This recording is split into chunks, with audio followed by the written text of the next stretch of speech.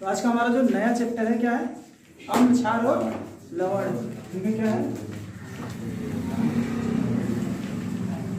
अम्ल, क्षार एवं लवण। अम्ल को बोलते हैं एसिड, बेस एंड सॉल्ट,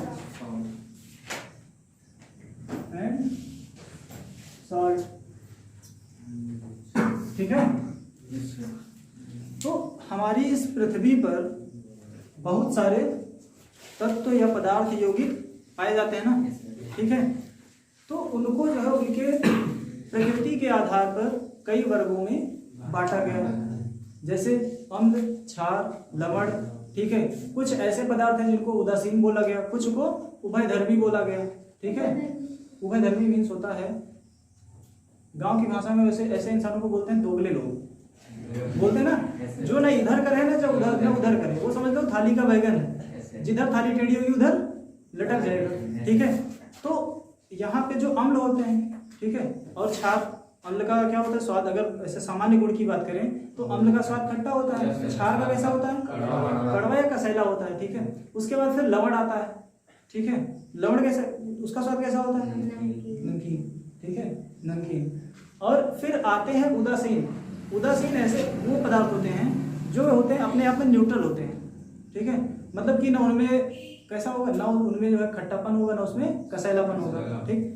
और जो उभयधर्मी मतलब कि उसमें ना उसमें उदासीन में ना तो अम्ल के गुण होते हैं ना तो क्षार के गुण होते हैं, ठीक है। जैसे हमारा जल है, जो शुद्ध जल होता है वो क्या होता है, उसका पीएच मान कितना होता है शुद्ध जल का, 7 होता है ना। और 7 पीएच मान वाले वस्तु को हम उदासीन बोलते हैं ना, क्योंकि उसमें जो शुद्ध जल होता है उसकी एक प्रॉपर्टीज होती है। शुद्ध जल कैसा होता है, रंगहीन, गंधहीन, स्वादहीन और पारदर्शी। ना तो उसमें कोई रंग होता है, ना तो उसमें कोई स्वाद होता है, ना तो कोई उसमें गंध होती है। और अगर किसी ट्रांसपेरेंट चीज में रखा जाए तो उसके उधर की वस्तु दिखाई देती है ना। या फिर देखा होगा कि अभी इस समय ओलंपिक चल रहा है ना, ओलंपिक। तो वहां पे अभी मैं थोड़ी देर पहले जो है लाइव देख रहा था, तो उसमें जो है तैराकी हो रही थी।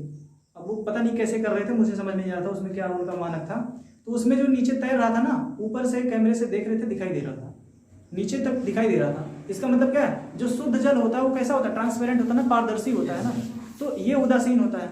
उसके बाद एक आता है, कुछ पदार्थ होते हैं उनको उस श्रेणी में रखा गया जिसको बोलते हैं उभयधर्मी। उभयधर्मी बोले तो कि जरूरत पड़ने पे वो अम्ल के गुण दिखाते हैं और जरूरत पड़ने पे क्षार के भी गुण दिखाते हैं, ठीक है। तो यहाँ पे सबसे पहले हम अम्ल की बात करते हैं, ठीक है। अम्ल के सामान्य गुण,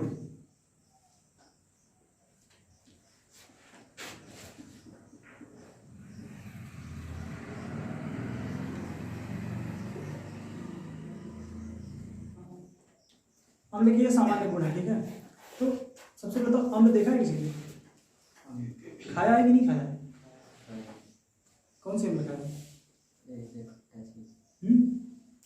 नींबू खाए हो ना, नींबू में अम्ल होती है ना। और सिरका हमें लग रहा है कि सब लोग खाते हो ना, सिरके में भी अम्ल पाई जाती है ना, ठीक है। तो यहाँ पे सबसे पहले सिरका जो होता है स्वाद में कैसा लगता है, इमली कैसी लगती है, नींबू, क्योंकि उन सब में अम्ल पाई जाती है, ठीक है। आप लोग बताइएगा कि इसमें नींबू और इमली में कौन कौन सी अम्ल पाई जाती है, ठीक है, कल बताइएगा। देखो स्वाद में खट्टे होते हैं, इनको जब टेस्ट करो, देखो सिरका है वो तो क्या होता है, डाइल्यूटेड होता है ना, ठीक है, ज्यादा इफेक्टेड नहीं होता है। लेकिन अगर उसको भी ज्यादा खा लो तो क्या होता है, पेट में जलन होने लगती है ना। क्यों होती है जलन, क्योंकि यहाँ पे लिखा हुआ है प्रबल संक्षारक होते हैं। क्या होते हैं, प्रबल संक्षारक, मतलब कि जला देने की क्षमता होती है। किसी चीज पे डाल दो तो क्या होता है, उसकी परत उखाड़ देते ना। नमस्ते, कुछ बदतमीज लोग होते हैं ना, देखा होगा ना, एसिड वगैरह से क्या लोगों को जला देते हैं ना, तो उनका फेस क्या होता है, जल जाता है ना पूरी तरह।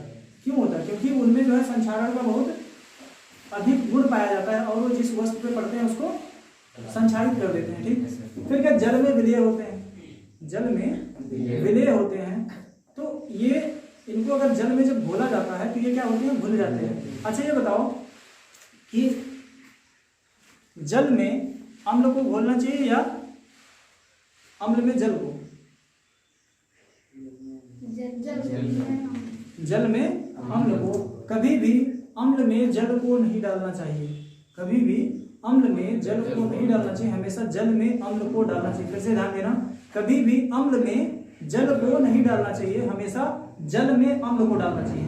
अगर अम्ल में जल डालोगे तो क्या होगा, उससे जो है बहुत तेज से विस्फोट होने का खतरा रहता है और त्वचा के हमारे जलने का चांस रहता है। ठीक है, इसलिए कभी भी अम्ल में जल नहीं मिलाना चाहिए, हमेशा जल में अम्ल मिलाना चाहिए। फिर क्या है, एक होता है लिटमस पेपर। लिटमस पेपर जो होता है ये होता है प्राकृतिक सूचक, इसको इंडिकेटर बोलते हैं। इसके माध्यम से पता चला लगाया जाता है, लिटमस पेपर के माध्यम से पता चलता है कि जो वस्तु है उसका गुण कैसा है, मीन्स वो क्षारीय है या फिर अम्लीय है, इसके माध्यम से पता चलता है। तो जो लिटमस पेपर होता है नीला वाला, अच्छा लिटमस पेपर बनता किससे है? शैवाल का नाम सुना? शैवाल, लाइकेन जिसको बोलते हैं। देखा कि नहीं देखा शैवाल? नहीं देखे, शैवाल नहीं देखे? अभी बताऊंगा तो कहोगे देखे हैं, देखे हो सब लोग। तालाब देखा? तालाब, उसमें देखो हरी हरी ढेर दिन का जब पानी हो जाता है तो उसके ऊपर हरी हरी परत आ जाती है ना, काई, वही तो है शैवाल, उसी को तो लाइकेन बोलते हैं। तो उसी से ये बनाया जाता है। ठीक है, तो ये क्या करता है, नीले लिटमस को लाल कर देता है। अगर नीला लिटमस है और जैसे उस पर अम्ल गिरेगी तो क्या करेगा, उसको लाल करेगा। जितनी दूर में अम्ल का प्रभाव रहेगा वहां तक वो लाल हो जाएगा। ठीक है, और लेकिन अगर लिटमस पेपर लाल है, पहले से लाल लिटमस पेपर है, तो उस पर वो कोई प्रभाव नहीं डालेगा। उस पर अम्ल डालोगे तो वो जिस कलर का पहले था उसी कलर का रहेगा। उसके बाद क्या है, ये धातुओं से क्रिया करके, धातुओं से कुछ लिखना कैसे चढ़ता है, देखो धातुओं से क्रिया करके क्या करते हैं, हाइड्रोजन गैस को विस्थापित करते हैं। जैसे अभी क्या नाम, विपिन ने एक एग्जांपल दिया था कि जो जेडन है, जेडन बोले तो जिंक, किससे अभिक्रिया कर रहा था, H2SO4 बोले तो सल्फ्यूरिक एसिड है। और सल्फ्यूरिक एसिड से जब अभिक्रिया करेगा तो पहली बात तो ये कौन सी अभिक्रिया है, विस्थापन अभिक्रिया हो रही है ना यहाँ पे, क्योंकि जिंक जो हाइड्रोजन से अधिक क्रियाशील है। और ये क्या करेगा, इसको इसकी जगह से हटा के उसका स्थान खुद लेगा और यहाँ पे बनाएगा जिंक सल्फेट का विलयन बनाएगा ना, और साथ में क्या करेगा, ठीक है, हाइड्रोजन गैस निकलेगी। इसी प्रकार अगर हम क्या करें, कोई एग्जांपल और बताओ। Na लेते हैं और एक हम लेते हैं HCl, ठीक है, तो यहाँ पे क्या बनेगा, हाइड्रोजन गैस निकल रही ना, हाइड्रोजन गैस निकल रही मतलब हाइड्रोजन के 2 परमाणु होने चाहिए, यहाँ पर हमने 2 लगा दिया, और साथ में क्या बनेगा, लवण बनेगा ना, NaCl। बताओ सही है? नहीं सही है, क्योंकि यहाँ पे Cl का 2 है, यहाँ पे Cl 1 है, आगे हम यहाँ पे 2 लगा देंगे, 2NaCl। तो देखो यहाँ पे दोनों स्थिति में जब ये धातुओं से क्रिया कर रही है, देखो सोडियम धातु थी और जिंक धातु थी, उसके साथ जब क्रिया कर रही थी तो वहां पे हाइड्रोजन गैस मुक्त कर रही थी ना। ठीक है, इसको नोट करो।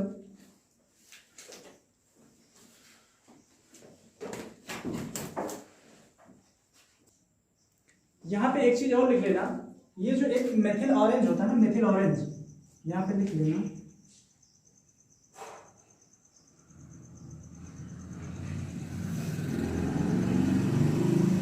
मेथिल ऑरेंज को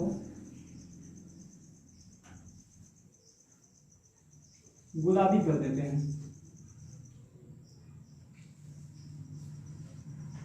ये भी इंडिकेटर ही होता है, जब ये अम्ल के संपर्क में आते हैं तो इसका कलर कैसा हो जाता है, गुलाबी हो जाता है। ठीक है,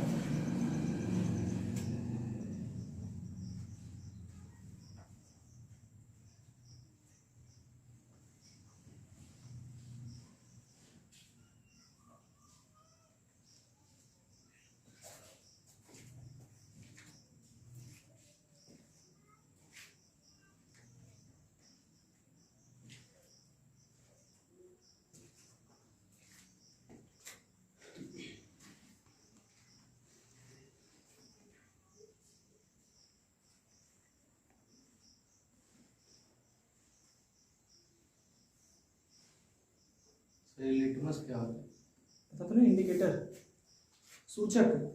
जैसे घर में बोर्ड में इंडिकेटर लगा होता है, पता चलता है कि लाइट आई है कि नहीं आई है। लाइट आई है तो जल्दी लगता है, जिस कलर का उसमें बल्ब लगा होता है उसी कलर का इंडिकेशन देता है। ठीक है, उसी प्रकार जो इंडिकेटर होता है वो अपना कलर चेंज करके बताता है कि ये जो क्या। अब देखो भाई, ये तो हमको पहले से पता नहीं था कि ये कलर कैसे करता है, तो उसके ढेर सारे प्रैक्टिकल्स किए गए, लैब में ढेर सारे प्रयोग किए गए, तब हमको जाके ये पता चला कि जो ये अम्ल होती है नीले लिटमस को किस कलर का करती है, या फिर जो क्षार होती है वो लाल लिटमस को किस कलर का करती है? सर अम्ल खट्टा होता है कि उसके गुण? अम्ल खट्टा होता है कि उसके गुण? उसके गुण भाई वो उसका गुण है ना। जैसे अगर हम कहें कि जो रस होता है गन्ने का, उसका गुण कैसा होता है भाई? उसका जो उसका स्वाद है वो मीठा होता है ना, मीठापन उसका गुण है ना। वैसे जो अम्ल होता है उसका खट्टापन उसका गुण है ना।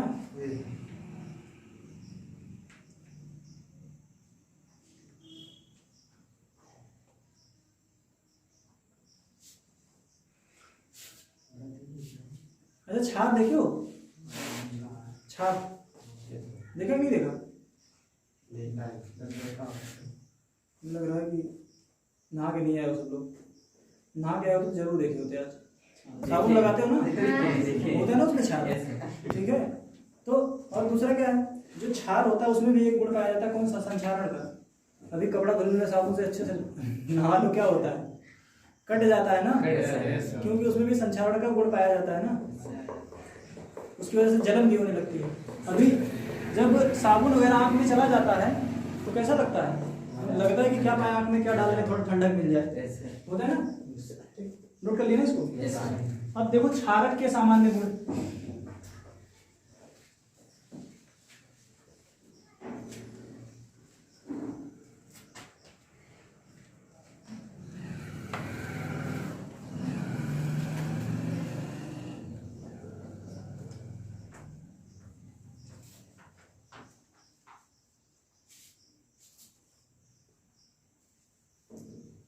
सबसे पहले क्या है?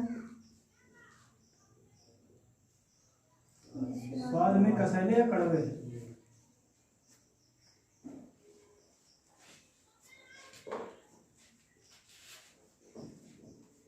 ठीक है। दूसरा जलन होती है इनकी वजह से।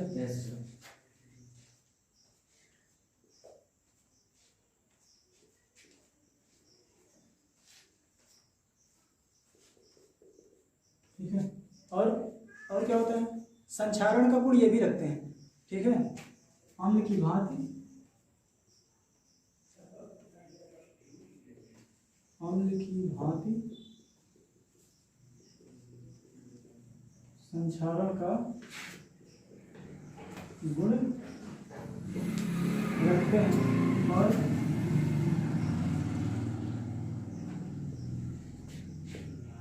लाल लिटमस को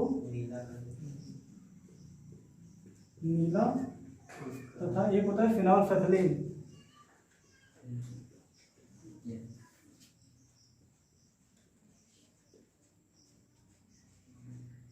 इसको कैसे कर देते हैं? फिनोल्फेथलीन को गुलाबी कर देते हैं। ये भी इंडिकेटर होता है। जैसे वहां पे क्या था, वो नीले लिटमस को लाल कर रहा था, और नीले लिटमस नीले लिटमस को लाल कर रहा था, लाल पे कोई प्रभाव नहीं डाल रहा था, और मेथिल ऑरेंज को वो गुलाबी कर रहा था अम्ल। लेकिन यहाँ पे क्या है, ये लाल लिटमस को नीला कर रहा है, साथ में फिनोल्फेथलीन को गुलाबी करेगा। अगर इसमें से कोई भी एक हमको इंडिकेटर मिल जाए, कोई भी एक सूचक मिल जाए, तो इसके माध्यम से हम पता लगा सकते हैं कि जो विलयन है वो क्षार है कि नहीं है, ठीक है। और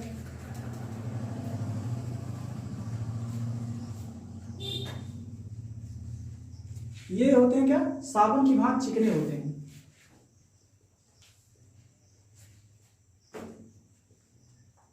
साबुन की भांति चिकने होते हैं, और जल में विलय होते हैं। किसमें? जल में विलय होते हैं। जैसे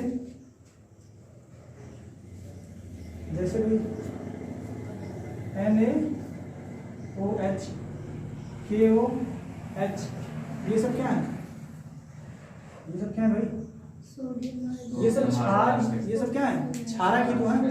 अच्छा ये बताओ, क्षारक एक होता है, एक होता है क्षार, दोनों में अंतर कोई बताएगा? क्षारक और क्षार में अंतर क्या होता है, कोई बताएगा? देखो यहाँ पे अगर आपसे कोई पूछे कि क्षार किसे कहते हैं, तो यहाँ पे लिखना कि जो क्षारक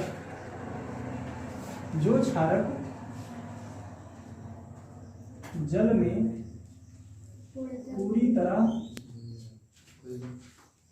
घुल जाए उसे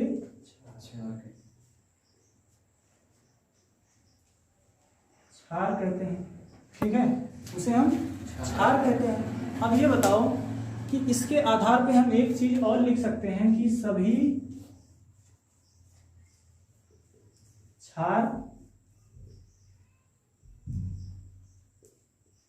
क्षारक होते हैं, किंतु सभी क्षार नहीं। इससे क्या समझ रहे हो? मतलब क्या है इसका? भाई जो क्षारक जल में पूरी तरह से घुल रहा था उसे हमने क्षार कहा, ठीक है, उसे हमने क्षार कहा। लेकिन क्या सारे क्षारक जल में घुलते हैं? नहीं घुलते हैं ना। तो जो नहीं घुलता है वो क्षार नहीं होगा ना, वो सिर्फ और सिर्फ क्षारक होगा। लेकिन जो घुल रहा है वो तो क्षारक है।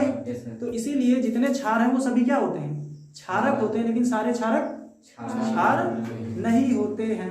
ठीक है, जैसे मैं कह सकता हूं कि सभी विद्यार्थी आदमी हैं, सभी विद्यार्थी आदमी हैं, या फिर मतलब कि मनुष्य हैं। सभी विद्यार्थी मनुष्य हैं लेकिन सभी मनुष्य विद्यार्थी नहीं हैं। क्या सारे मनुष्य पढ़ रहे हैं? नहीं पढ़ रहे हैं ना। लेकिन जितने पढ़ने वाले लोग हैं वो सब मनुष्य ही तो हैं। तो ठीक उसी प्रकार यहाँ पे कि जितने क्षारक हैं क्या सब जल में घुल रहे हैं? नहीं घुल रहे हैं। लेकिन जो घुल रहे हैं वो क्या है? वो क्षार है ना। तो इसके आधार पे सभी क्षारक क्षार नहीं होते हैं लेकिन सभी क्षार क्षारक होते हैं। या फिर इसका उल्टा बोलेंगे कि सभी क्षार क्षारक होते हैं किंतु सभी क्षारक क्षार नहीं होते हैं। ठीक, समझ में आया ना? लिख लो।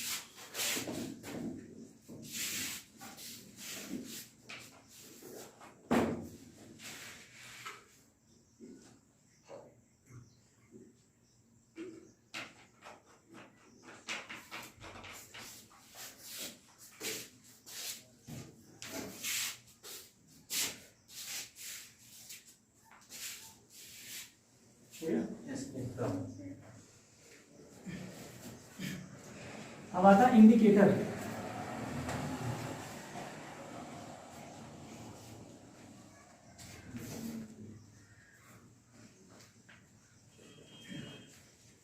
इंडिकेटर बोले तो सूचक।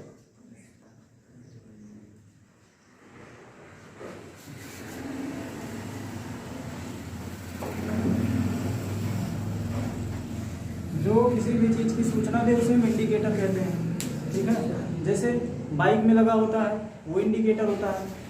फोन में यहाँ पे एक लाइट लगी होती है, ठीक है। जब मैसेज आता है या फिर अगर हम नहीं रहते हैं, फोन आया हुआ है और रखा हुआ है कहीं पे, तो वो लाइट ब्लिंक करती रहती है, मतलब कि टिमटिमाती रहती है। जब तक स्क्रीन को हम ऑन करके देखेंगे नहीं तब तक वो इंडिकेट करती रहती है कि हाँ इस पर कुछ मैसेज, कॉल या व्हाट्सएप किसी भी चीज़ का कोई भी इसमें नोटिफिकेशन आया हुआ है, तो वो क्या होता है, वो इंडिकेटर होता है। ठीक इसी प्रकार ये जो इंडिकेटर होता है ये क्या होते हैं, रंजक होते हैं। रंजक बोले तो डाई। डाई का नाम सुना, एक तो डाई होती है जिससे कहते हैं ना चूड़ी बनाई जाती है, एक डाई वो होती है। एक डाई वो होती है जिसमें किसी चीज को डाल के ढाला जाता है, चलो वो गला के ढाला, वो भी डाई होती है ना। और एक डाई वो होती है जिससे ऊन रंगा जाता है, बोलते हैं ना डाई हुआ है इस पे। एक डाई सर में लगाई जाती है, लगाई जाती है ना।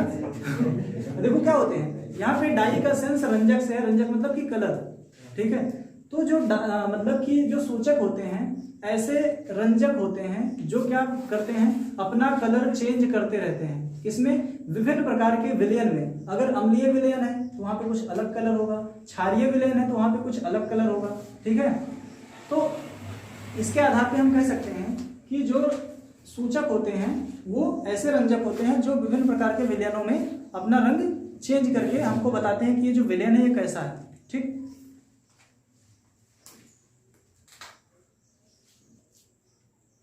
तो यहाँ पे सूचक लिखेंगे, यह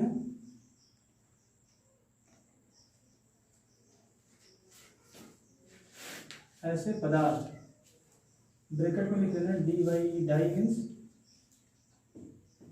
रंजक होते हैं जो पदार्थ के, जो पदार्थ के अम्लीय अथवा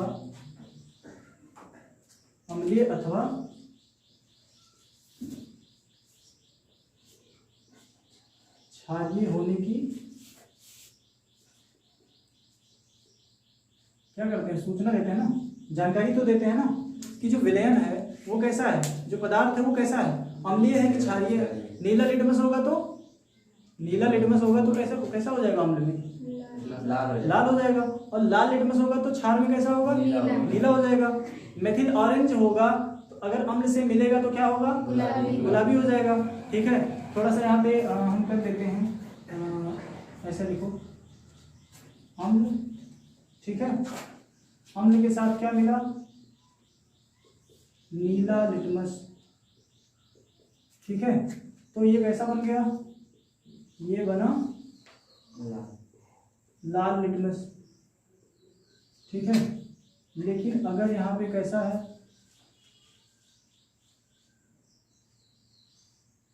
लाल लिटमस है तो कैसा रहेगा वो, वो लाल ही रहेगा भाई, कितनी बार बताएं, ठीक है। अम्ल रहेगा, नीला लिटमस रहेगा तो नीला रहेगा तो लाल बन जाएगा, लेकिन अगर लाल लिटमस है तो वो लाल ही रहेगा, कोई परिवर्तन नहीं होगा। अगर यहाँ पे अम्ल है और क्या है, मेथिल ऑरेंज, तो इसका रंग कैसा हो जाएगा, गुलाबी हो जाएगा, ठीक है ना, गुलाबी हो जाएगा। अब हम, ये तो था अम्ल के लिए, ये तो अम्ल के लिए था ना। अब अगर यहाँ पे हम क्षार को प्रयोग करते हैं, क्षार के साथ में कैसा पेपर, लाल लिटमस, ठीक है। क्षार के साथ में लाल लिटमस होगा तो वो कैसा हो जाएगा, नीला हो जाएगा, ठीक है। लेकिन अगर पहले से ही नीला है तो वो कैसा रहेगा, नीला ही रहेगा, ठीक है। अगर यहाँ पे क्षार है, साथ में क्या लगा हुआ है, फिनोल्फथलीन, तो उसका रंग कैसा हो जाएगा? गुलाबी हो जाएगा ना। ये तो था क्षार की पहचान करने के लिए, ठीक है। अम्ल के लिए, अम्ल के साथ में नीला लिटमस मिला तो लाल बन गया, अम्ल के साथ में लाल लिटमस मिला तो लाल का लाल ही रह गया, ठीक है। फिर क्या, अम्ल के साथ में मेथिल ऑरेंज मिला तो उसका कलर कैसा हो गया? गुलाबी हो गया, ठीक है। यहाँ पे क्षार जो है वो किसके साथ मिल रही है? लाल लिटमस के साथ, या फिर हम कहें लाल लिटमस अगर क्षार के साथ मिलता है तो उसका कलर नीला हो जाता है, और अगर नीला है पहले से तो उसका कलर अपरिवर्तित रहेगा, नीला ही रहेगा, ठीक है। फिर क्या है, क्षार के साथ अगर फिनोल्फथलीन मिलेगा तो उसका रंग गुलाबी हो जाएगा, ठीक। यहाँ पे गुलाबी हो जाएगा ना, इसको नोट कर लो। फिर हम बताते हैं कि जो इंडिकेटर होते हैं, सूचक होते हैं, उसके कौन कौन से प्रकार हैं। ऐसे किसी को ऐसे करते हुए देखा ना, ऐसे देखा ना बनाते हुए, तो उसमें क्या डाल के ऐसे करते रहते हैं? चूना होता है ना, बुझा हुआ चूना, कैल्शियम हाइड्रोक्साइड होता है ना। वो जो कैल्शियम हाइड्रोक्साइड होता है वो क्या होता है? वो भी तो क्षार ही होता है ना, क्षार होता है ना वो। बताओ वो क्षार है कि क्षारक है? जल में घुलनशील है ना, तो क्या है वो? क्षार है। क्षार होने के साथ साथ क्षारक भी है, क्षारक था तभी तो क्षार बना। तो ऐसे मिला के बढ़िया बना के पीट पाट के फिर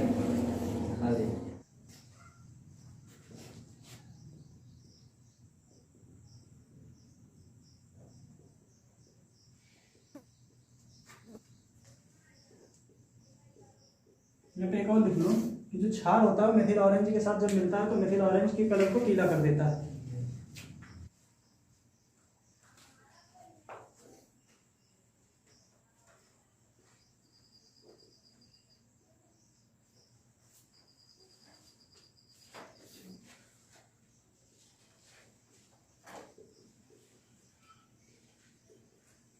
रंगहीन,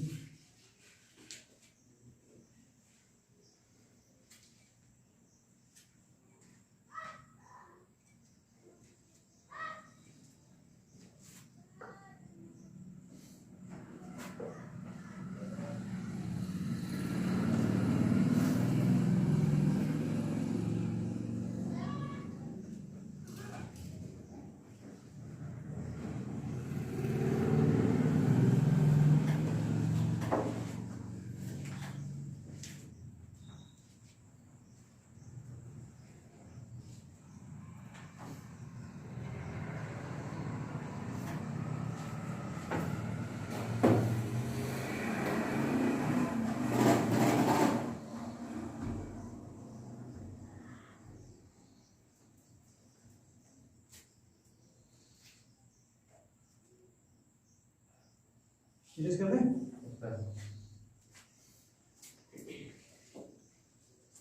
डिफिन करते हैं इरेज।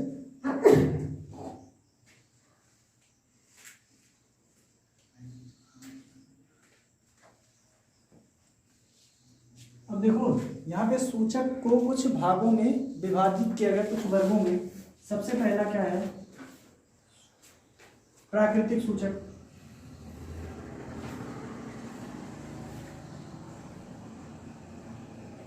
क्या है? प्राकृतिक सूचक, ठीक है। दूसरा है कृत्रिम या फिर उसको बोलते हैं सिंथेटिक, ठीक है। सिंथेटिक सूचक एक होता है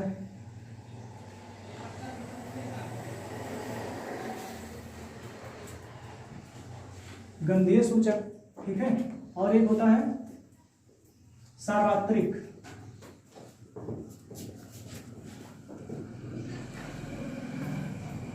ठीक है, सार्वत्रिक सूचक है। तो देखो इसके बारे में हम थोड़ा सा आज पढ़ लेते हैं, बाकी कल पढ़ेंगे, ठीक है। तो यहाँ पे जो प्राकृतिक सूचक होता है वो सबसे नाम से पता चल रहा है क्या है? नेचुरली, पूरी तरह से नेचुरली है। जैसे हमने बताया लिटमस पेपर, गोभी का पत्ता, लाल कलर की जो गोभी आती है उसका पत्ता, एक हाइड्रेंजिया फूल होता है उसका, बाकी और भी कुछ पौधे हैं उनके जो फूल होते हैं वो जो है किसका काम करते हैं? प्राकृतिक सूचक का काम करते हैं। उसके बाद फिर आता है कृत्रिम या सिंथेटिक, जिसको हम प्रयोगशाला में खुद बनाते हैं। साइंटिस्ट लोग जो है प्रयोगशाला में जो मतलब कि रसायन क्या बोलते हैं, रसायन शास्त्री जिसको बोलते हैं, तो वो लोग क्या करते हैं? इसको प्रयोगशाला में बनाते हैं। जैसे मेथिल ऑरेंज था, फिनोल्फथलीन था, ये सब क्या होते हैं? ये सब सिंथेटिक होते हैं। उसके बाद आता है गंधीय सूचक। कुछ ऐसे सूचक होते हैं जो क्या करते हैं, जो अपने जो उसमें से जो क्या बोलते हैं उसको उसको जब यूज़ करेंगे उसमें, जैसे लौंग का तेल हो गया, तो उसको जब यूज़ करेंगे तो उसके स्वाद मतलब गंध को चेंज कर देते हैं, या तो आना बंद हो जाएगी या तो बहुत तेज से आने लगेगी। ठीक है, फिर आता है सार्वत्रिक सूचक। तो ये जो सार्वत्रिक सूचक होती है ये ढेर सारे सूचक को मिला के बनाया जाता है और एक ही सूचक से सारी चीज़ों का हमको ज्ञान प्राप्त हो जाता है। सार्वत्रिक सूचक से मतलब कि पता चल जाएगा कि कितने पीएच मान पे इसका कलर कैसे हो रहा है। अधिक मतलब कि अगर पीएच मान घटेगा मतलब कि 7 से कम आएगा तो अम्लीयता दिखाएगा, 7 से अधिक जाएगा तो क्षारीयता दिखाएगा। ठीक है, तो इसको नोट कर लो और आज हम ये खत्म करते हैं इसको, हाँ, फिर बाकी कल पढ़ते हैं।